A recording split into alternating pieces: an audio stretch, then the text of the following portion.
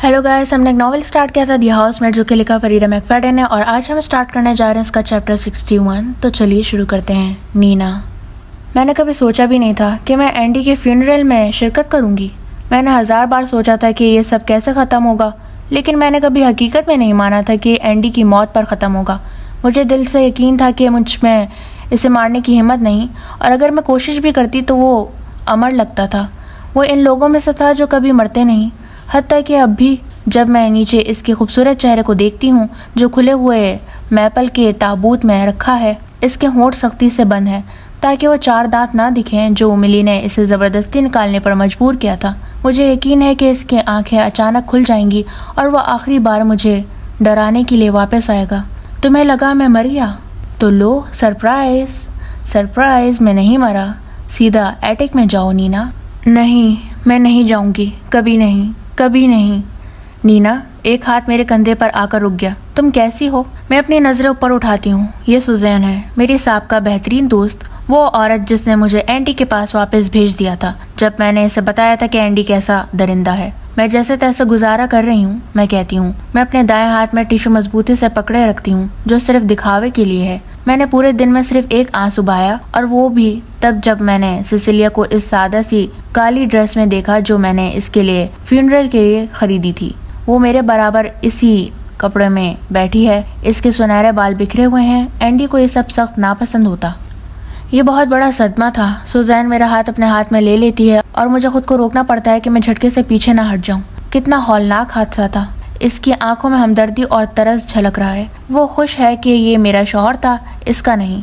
बेचारी नीना, इसकी कितनी बदकिस्मती है, लेकिन इसे कुछ मालूम नहीं। बहुत हौलनाक, मैं मध्यम आवाज में कहती हूँ। सुजैन एंडी पर एक आखिरी नज़र डालती है, फिर आगे बढ़ जाती है ताबूत से और अपनी ज़िंदगी से। मुझे लगता है कि कल का फ्यूनरल शायद इन आखिरी मौक़ों में से एक होगा जब मैं इसे देखूंगी, और इस ख्याल से मुझे ज़रा भी अफसोस नहीं होता। मैं अपने सादा स्याह जूतों को घूरती हूँ और इस कमरे की खामोशी में खो जाती हूँ। मुझे मॉर्नर्स से बात करना और इनकी हमदर्दी कबूल करना, ये दिखावा करना कि मैं एंडी की मौत पर बिखर गई हूँ, सब कुछ बेजार कर देता है। मैं बस चाहती हूँ कि ये सब जल्दी ख़त्म हो जाए ताकि मैं अपनी ज़िंदगी आगे बढ़ा सकूँ। कल के बाद मुझे उदास बेवा बनने का नाटक नहीं करना पड़ेगा। दरवाजे पर कदमों की आहट सुनकर मैं नज़र उठाती हूँ। एंजो दरवाजे में खड़ा है। इसका लंबा साया कमरे में फैल गया है। खामोश फ्यूनरल पार्लर में इसके कदमों की आवाज़ें बंदूक की गोलियों की तरह महसूस होती हैं। वो गहरे रंग का सूट पहने हुए है और जितना पुरकशिश वो मेरे बाग में काम करते हुए लगता था, इस सूट में वो 100 गुना ज्यादा अच्छा लग रहा है। इसकी गहरी नमी भरी आंखें मेरी आंखों से मिलती हैं। मुझे अफसोस है, वो आहिस्ता से कहता है। मैं नहीं कर सकता। मेरा दिल डूबने लगता है। वो एंडी के लिए माजरत नहीं कर रहा। हम दोनों में से कोई भी एंडी के मरने पर अफसोस नहीं कर रहा। वो इसलिए अफसोस कर रहा है क्योंकि कल मैंने इससे पूछा था कि जब ये सब खत्म हो जाए तो क्या वो मेरे साथ मुल्क की दूसरी तरफ मगरबी साहिल पर एक नई जिंदगी शुरू करने चलेगा। मैंने कभी नहीं सोचा था कि वो हाँ कहेगा, लेकिन इसका इनकार फिर भी मेरे दिल को उदास कर देता है। यह आदमी मेरी जिंदगी बचाने वालों में से एक था, मेरा हीरो, वो और मेली। तुम्हें नई जिंदगी का आगाज करना चाहिए। इसके माथे पर एक हल्की सी शिकन नमूदार होती है। यही बेहतर होगा। हाँ, मैं कहती हूँ। वो बिल्कुल ठीक कह रहे। हमारे दरमियान बहुत ज़्यादा भयानक यादें हैं। नई शुरुआत करना ही बेहतर होगा, लेकिन इसका ये मतलब नहीं कि मैं इसे याद नहीं करूँगी, और मैं कभी नहीं भूलूंगी कि इसने मेरे लिए क्या किया। मिली का ख्याल रखना, ठीक है? मैं कहती हूँ। वो सर हिलाता है। रखूँगा, वादा करता हूँ। वो आखिरी बार मेरा हाथ छूने के लिए हाथ बढ़ाता है। सुजैन की तरह मैं शायद इसे दोबारा कभी ना देखूँ। मैं पहले ही इस घर को बेचने के लिए लगा चुकी हूँ जो मैं और एंडी शेयर करते थे। सिसी और मैं होटल में ठहरे हुए हैं क्योंकि मैं इस घर में कदम रखने का तसव्वुर भी नहीं कर सकती। मैं 80% यकीन से कह सकती हूँ कि वो पुराना घर हॉन्टेड है। मैं सिसिलिया की तरफ देखती हूँ जो मुझसे चंद फीट के फासले पर अपनी सीट पर बेचैनी से पहलू बदल रही है। हमने कल रात होटल के कमरे में एक ही क्वीन साइज बेड पर सोया था। इसका दुबला पतला जिसम मेरे साथ चिमटा हुआ था। मैं आसानी से एक इजाफी बेड का बंदोबस्त कर सकती थी, लेकिन वो मेरे करीब रहना चाहती थी। इसे अभी तक मुकम्मल तौर पर यह समझ नहीं आया कि इस आदमी के साथ क्या हुआ जिसे वो फादर कहती थी, और इसने मुझसे कोई सवाल नहीं किया। वो बस इस बात पर खुश है कि वो अब नहीं रहा। एंजो, मैं कहती हूँ, क्या तुम सिसी को ले जा सकते हो? वो काफ़ी देर से यहाँ बैठी है और शायद भूखी होगी। इसे कुछ खाने के लिए ले जाओ। वो सर हिलाता है और मेरी बेटी की तरफ हाथ बढ़ाता है। चलो सिसी, हम चिकन नगेट्स और मिल्क शेक लेने चलते हैं। سیسیلیا فوراً اپنی سیٹ سے اچھلتی ہے. اسے دوسری بار کہنے کی ضرورت نہیں. وہ میرے ساتھ یہاں بیٹھنے میں صبر کا مظاہرہ کر رہی تھی، لیکن آخرکار وہ ایک چھوٹی سی بچی ہے. مجھے یہ سب خود سنبھالنا چاہیے. چند منٹ بعد جب اینزو سیسی کو لے کر چلا جاتا ہے تو فیونرل پارلر کے دروازے ایک بار پھر زور سے کھلتے ہیں. میں بے ساختہ ایک قدم پیچھے ہٹ جاتی ہوں جب میں دیکھتی ہوں کہ دروازے پر کون کھڑا ہے. ونچسٹرز. میں سانس روکے کھڑی رہتی ہوں جب ایولین اور رابرٹ ونچسٹر کمرے میں داخل ہوتے ہیں. اینڈی کی موت کے بعد یہ پہلا موقع ہے جب میں نے انہیں دیکھا ہے، لیکن میں جانتی تھی کہ یہ لمحہ ضرور آئے گا. وہ چند ہفتے پہلے ہی موسم گرما کے لیے فلوریڈا سے واپس آئے تھے، لیکن ایولین اب تک مجھ سے ملنے نہیں آئی تھی. میں نے اس سے صرف ایک بار بات کی تھی جب اس نے مجھے فون کر کے پوچھا تھا کہ کیا مجھے فیونرل انتظامات میں مدد کی ضرورت ہے. میں نے اسے کہہ دیا کہ نہیں، حالانکہ سچ یہ تھا کہ میں اس سے بات کرنے کے لیے بالکل بھی پرجوش نہیں تھی، خاص طور پر جب میں اس کے اکلوتے بیٹے کی موت کی ذمہ دار تھی. ڈیٹیکٹیو کارنرز نے اپنا وعدہ پورا کیا. اینڈی کی موت کو حادثہ قرار دیا گیا اور نہ مجھ پر اور نہ ہی ملی پر کوئی تفتیش ہوئی. کہانی یہ تھی کہ اینڈی غلطی سے ایٹک میں بند ہو گیا تھا جب میں گھر پر نہیں تھی اور پانی کی کمی کے باعث اس کی موت ہو گئی. لیکن اس کہانی میں اس کے زخموں اور غائب دانتوں کی کوئی وضاحت نہیں تھی. ڈیٹیکٹیو کارنرز کے مردہ خانے میں کچھ قریبی دوست تھے، لیکن ونچسٹرز اس ریاست کے سب سے طاقتور اور با اثر خاندانوں میں سے ایک تھے. کیا انہیں معلوم ہے؟ کیا انہیں ذرا بھی اندازہ ہے کہ میں اس کی موت کی ذمہ دار ہوں؟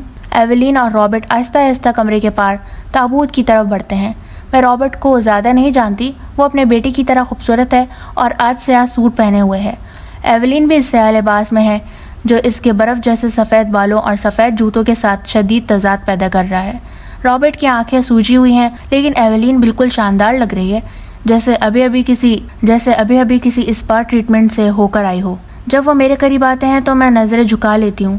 میں صرف تب اوپر دیکھتی ہوں جب رابرٹ گلا صاف کرتا ہے. نینا، وہ اپنی بھاری بھدی آواز میں کہتا ہے. میں مشکل سے نگلتی ہوں. رابرٹ. نینا. وہ پھر گلا صاف کرتا ہے. میں بس تمہیں یہ بتانا چاہتا ہوں، ہم جانتے ہیں کہ تم نے ہمارے بیٹے کو مارا. ہمیں معلوم ہے کہ تم نے کیا کیا نینا، اور جب تک تم ساری زندگی جیل میں نہ سڑو ہم چین سے نہیں بیٹھیں گے. میں تمہیں یہ بتانا چاہتا ہوں کہ ایولین اور میں ہمیشہ تمہارے ساتھ ہیں. وہ کہتا ہے. ہم جانتے ہیں کہ تم اب بالکل اکیلی ہو، اور اگر تمہیں یا سیسیلیا کو کسی بھی چیز کی ضرورت ہو تو بس ہم سے کہہ دینا. شکریہ رابرٹ. میری آنکھوں میں ہلکی سی نمی آ جاتی ہے. رابرٹ ہمیشہ ایک اچھا آدمی تھا، چاہے بہترین باپ نہ بھی رہا ہو. اینڈی نے مجھے اس کے بارے میں جو کچھ بتایا تھا، وہ اپنے بچپن میں زیادہ وقت گھر پر نہیں گزارتا تھا. زیادہ تر وقت کام میں مصروف رہتا تھا، جبکہ ایولین نے اسے پالا تھا. میں اس کی قدر کرتی ہوں. رابرٹ آگے بڑھ کر نرمی سے اپنے بیٹے کے کندھے کو چھوتا ہے. میں سوچتی ہوں کہ کیا اسے ذرا بھی اندازہ تھا کہ اینڈی کس قدر درندہ سخت انسان تھا. کچھ نہ کچھ تو پتہ ہونا چاہیے تھا. یہ شاید اینڈی اسے اتنی مہارت سے چھپانے میں کامیاب رہا. آخرکار مجھے بھی تو تبھی معلوم ہوا تھا جب میں اپنی انگلیوں کے ناخن ایٹک کے دروازے کی لکڑی پر گھسا رہی تھی.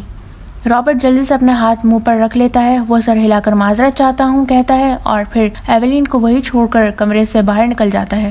اب میں ایولین کے ساتھ اکیلی رہ گئی ہوں. اگر آج کسی کے ساتھ تنہا رہنے کی خواہش نہ ہوتی تو وہ ایولین ہوتی. ایولین بے وقوف نہیں ہے.